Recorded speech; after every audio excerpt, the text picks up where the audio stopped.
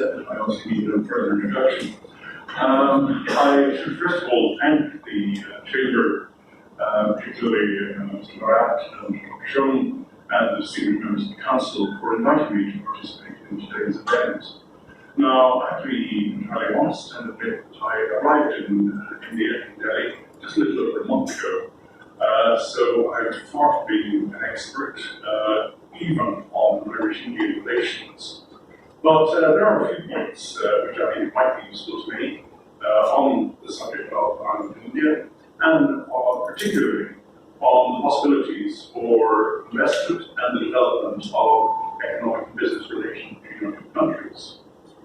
As Sandeep mentioned, we are also joined today by the Consul General of Ireland in Mumbai, Mr. Chavan Kelly, and some of his colleagues. And the consulate opened here about 9 months ago and is still in the establishment phase. But our ambition is that by the beginning of next year, the consulate will be sharing premises with Enterprise Ireland, our trade promotion agency, and ITA Ireland, our foreign investment promotion agency, in a configuration which we refer to as an Ireland House. It will be a one-stop shop for business, for consular matters, for investment queries, and to help Indian companies which are interested in doing business in Ireland. That's really the reason we've chosen Mumbai as the site for this first Consulate General, is because of the tremendous importance of this city as the commercial capital of India.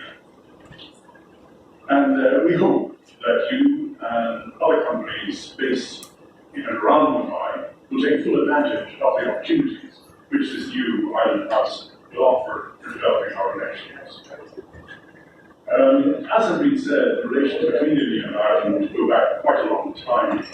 I'm not entirely proud of everybody who served in British Army regiments in India, but we are perhaps proud of those who did contribute to the spread of Western education in India in the 19th and 20th centuries.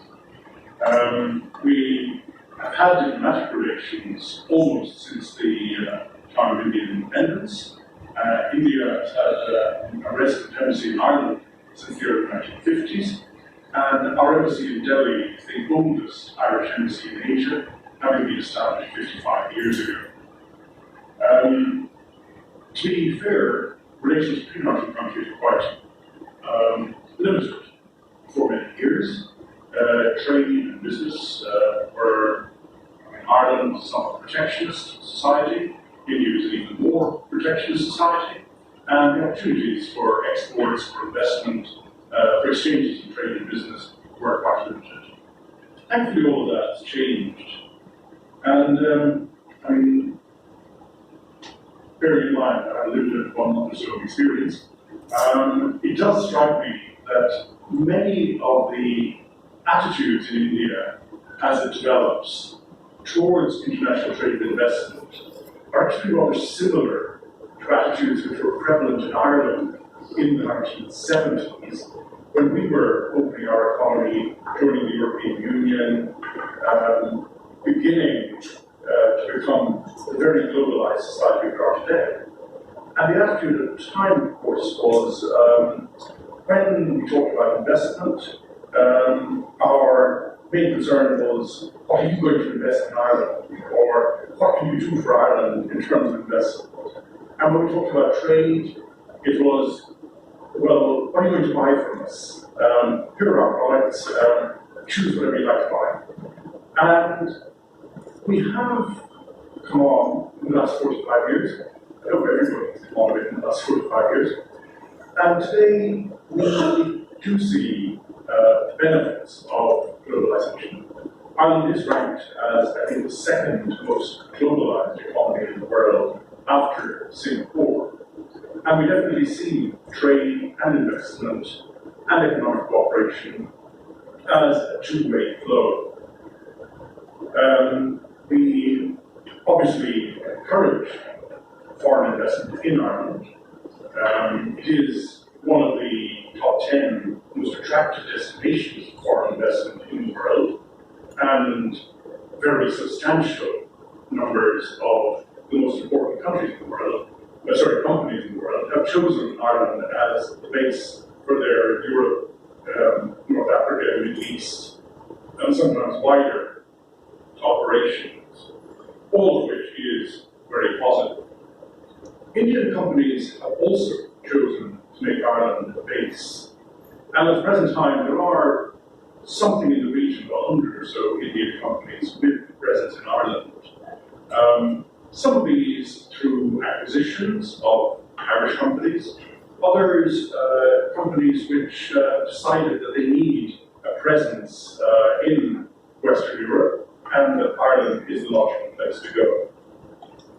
I'm not going to go into tremendous detail about the advantages which Ireland offers. My colleague from TANAD, from the Industrial Development Authority, can give you every possible statistic, every possible reason to invest in Ireland.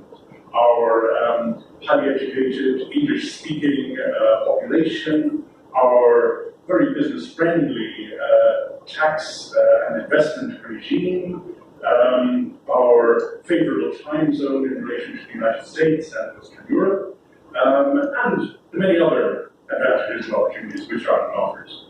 Major sectors for foreign investment in Ireland include the information and computer technology sector, in which many Indians, there are both Indian companies operating in this area in Ireland, and also quite a number of Indian nationals who have chosen to make their careers in Ireland with these companies.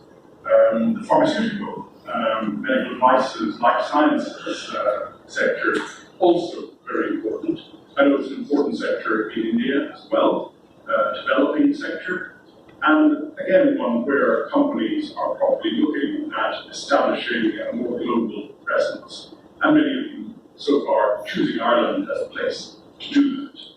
Also, of course, financial services, maybe for good or ill, a very, very important sector of the global economy. Ireland is now, I think, the fifth most important financial services centre in the world. The International Financial Services Centre in Dublin being the hub of that. And again, numerous Indian financial services companies have presences, that links, in Dublin, and in many cases, personnel living there as well. On the Indian community in Ireland, when I was young, which is many years ago, around the time we were in the European Union, the number of Indians in Ireland was a couple of hundred. Today, as Mr. Barat says, the community number is at least 35,000. It is growing rapidly. In the last 5 or 6 years, the number of Indians living in Ireland, and when I say living there, I mean people who are spending at least 3 years or more living in Ireland, has doubled. And we are expecting to see continued growth of around 10% a year. I know that 35,000, 40,000 Indians is just a village in this country, but in Ireland, 40,000 people is the population of a very substantial town. And as has been said, most of them are operating in the professions, in the higher reaches of business, in management, and have integrated very effectively into Irish society, making a substantial contribution.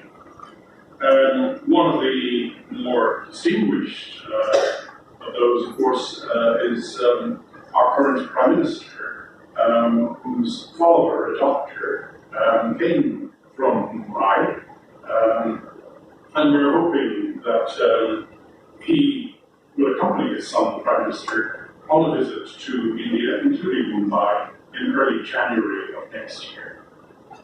I could go on, but I see we have 4 speakers, and so I'll just say that I'm very happy to answer any questions that you might have on specific issues, or to direct you to the appropriate member of the Irish team in Mumbai, who will provide detailed information on the question. Thank you very much.